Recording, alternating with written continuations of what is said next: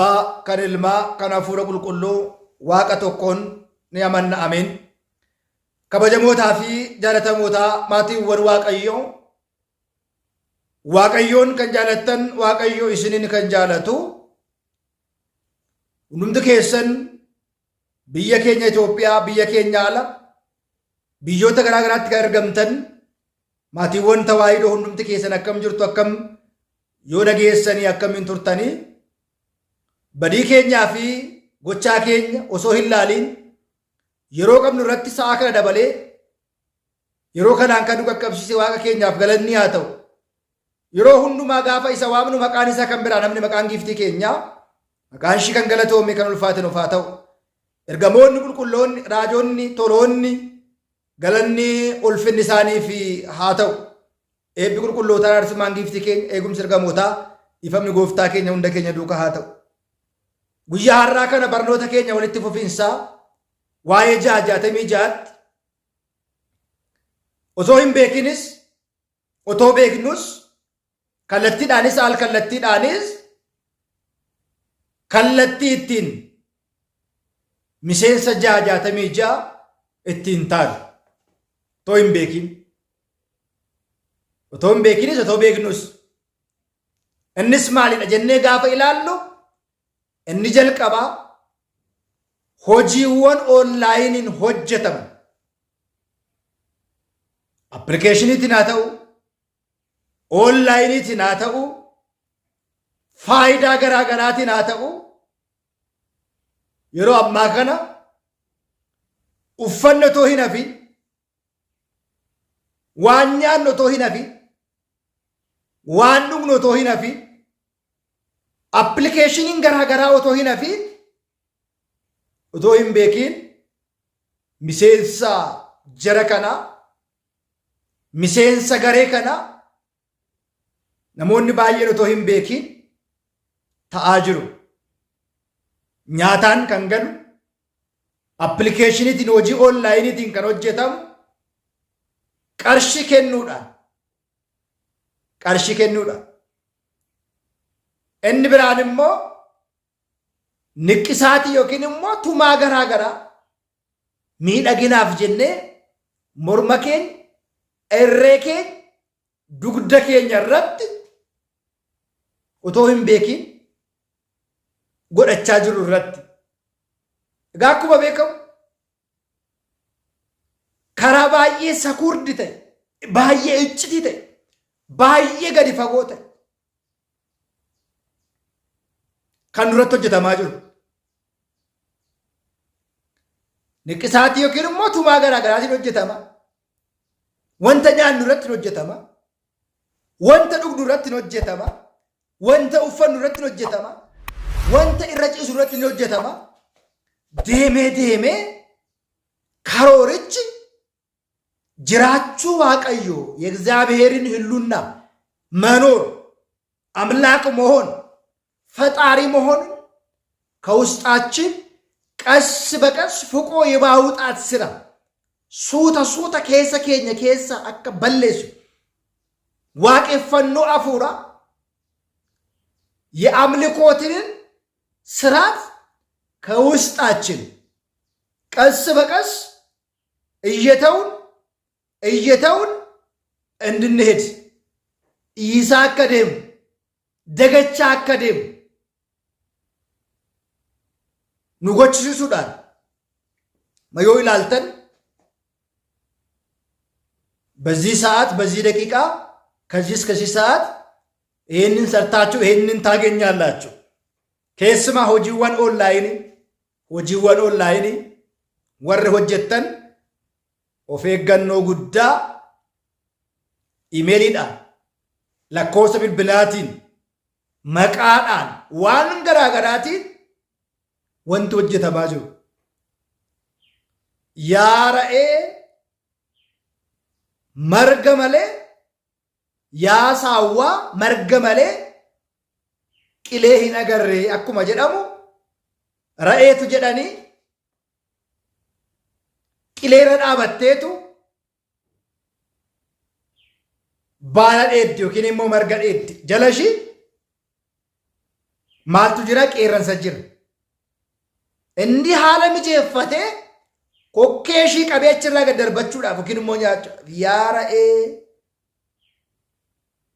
marga malee qeerransa hin agarrees akkuma jedhamu sana ammaaf duroomuudha malee appilikeeshiniin hojjechaa jirru kun ammam waan kanarraa bilisa ta'a. ምንም ሳትለፉ በወር ይሄን ያህል ብር ታገኛላችሁ። 20 ሺህ 30 ሺህ 60 ሺህ ታገኛላችሁ። ኦቶ ሆማይን ነማይን ቀርሽ የመከን አርገቱ ጀለማ ጅራ ድንቂ ማለቲ የትኛው ስራ ነው? ምንም ሳንሰራ በወር እስከ 40 ሺህ እስከ 100 ሺህ እስከ ከዛ በላይም ይወራል። በምን ተአምር ነው? በምን ምታት ነው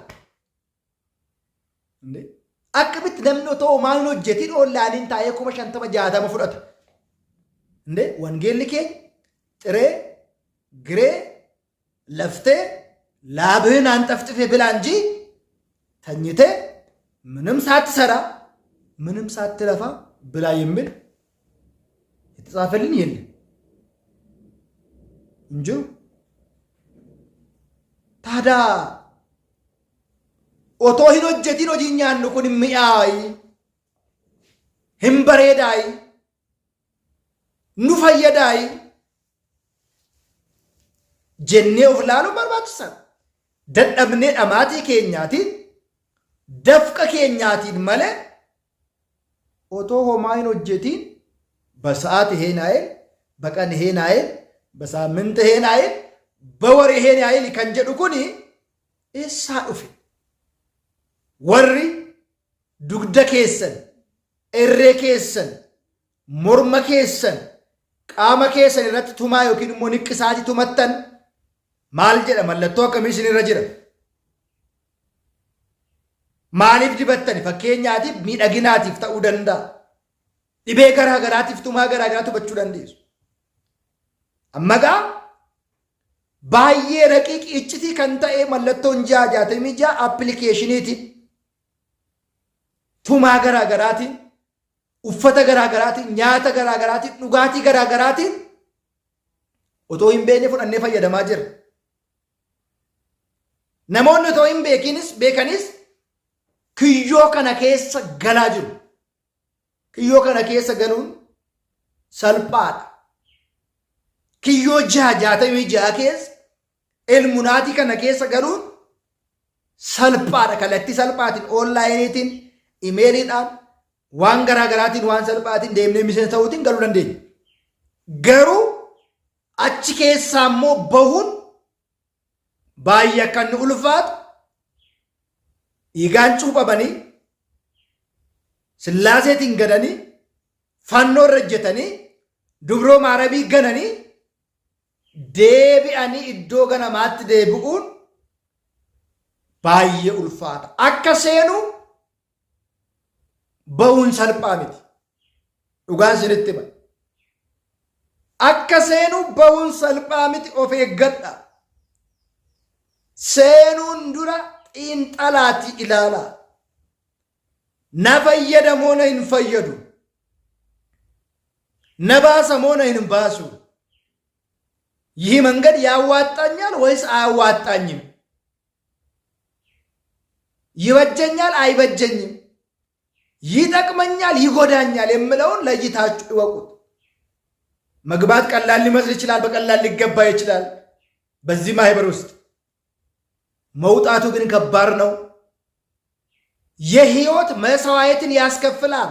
ገቲ ልቡ ሲባሲሳ ጃጃተሚ ኬሰ ገልቴ ኬሳ በኡን ባዬ ኡልፋታ ሳይቃጠል በቅጠል ሳይሰራ በቀን በወር ይሄን ያህል ብር በኦንላይን የሚባል ነገር በአፕሊኬሽን የሚደረግ ነገር ጠርጥር አይጠፋም ከገንፎ ሰንጥር እንደሚባሉ ፌገኖ ጭማጎቹን ሁንደ ኬኛ ረጅራ ሳይቃጠል በቅጠል ኦቶይን ጉበቲን ባለነኩመ ጀደሙ ደፍኔ ኡፍ በሬ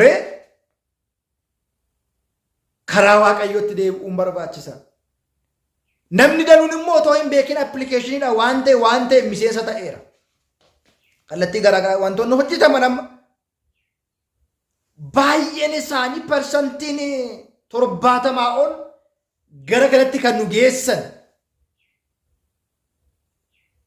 akka haadoo dhaloonni kun ani dhiifama naa godha yoo darbees dubbadheera jarri kun fira hin beekani waaqa hin beekani amantaa hin qabani aadaa hin qabani duudhaa hin qabani jireenyi isaanii cabbaadha የደነዘዘ ህይወት ዝምድና የለም እምነት የለም ማንነት የለም ባህል የለም ያን ሁሉ ከውስጣቸው ባህልን እምነትን ማንነትን እግዚአብሔር በተፈጥሮ ተፈጠራቸውን በውስጣቸው የተከለውን ከውስጥ ነቅለው የራሱን የአስተሳሰብ እሳቤ ይሄ የዘቀተ አስተሳሰብ ፍረ ወላሉ ኦፍ ወላሉ ዋቀ ወላሉ ኤኙማ ጥሩ ሃይከን ኤኙማ ጥሩ ሃይ ካና አከሳን ቀባተን ከንጎዱዳ ጃተሚጃ